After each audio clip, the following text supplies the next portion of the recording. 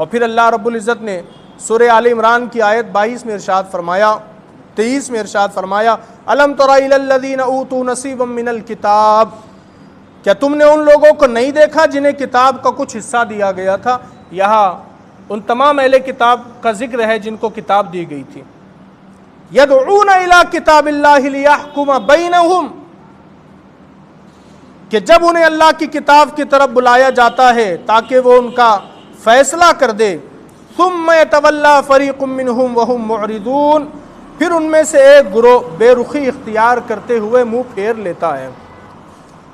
اس پوری آیت کا میں آپ کو مفہوم بتاتا ہوں۔ خیبر کے علاقے میں یہودی رہا کرتے تھے پہلے، جب تک مولا کائنات نے فتح نہیں کیا تھا، اس سے پہلے یہودی تھے۔ تو ہمارے نبی علیہ السلام کے زمانے میں ایک یہودی مرد اور ایک عورت نے زنا کیا آپس میں۔ اب چونکہ وہ اعلیٰ خاندان کے تھے، بڑے خاندان کے، اس لیے یہودی ان کو سزا نہیں دے پا رہے تھے، کہا ہم کیسے سزا دیں گے، بڑے خاندان والے لوگ ہیں۔ تو انہوں نے کہا کہ چلو ایک کام کرتے، مسلمانوں کے نبی کے پاس چلے جاتے، کہ وہ کوئی فیصلہ کر دے۔ اب ہمارے نبی کے پاس آئے تو میرے نبی نے حکم دیا کہ ان دونوں نے چونکہ زنا کیا اس لیے ان کو سنسار کر دو، پتھروں سے مارتے رہو، اس وقت تک مارتے رہو جب تک یہ مر نہ جائے۔ تو یہودی چلانے لگے، کہا نہیں اتنا سخت قانون نہیں ہو سکتا، اتنی سخت سزا نہیں ہو سکتی، کہا کچھ ڈھیل اس میں کرنی چاہیے، کچھ نرم قانون ہونا چاہیے۔ تو میرے نبی نے کہا تم میرا فیصلہ نہیں مانتے؟ انہوں نے کہا نہیں مانتے۔ تو میرے نبی نے یہودیوں سے کہا اچھا تم اگر میرا فیصلہ نہیں مانتے تو چلو تمہاری کتاب سے فیصلہ کر دیتے ہیں۔ کہا ٹھیک ہے، کہا لاؤ تمہاری کتاب۔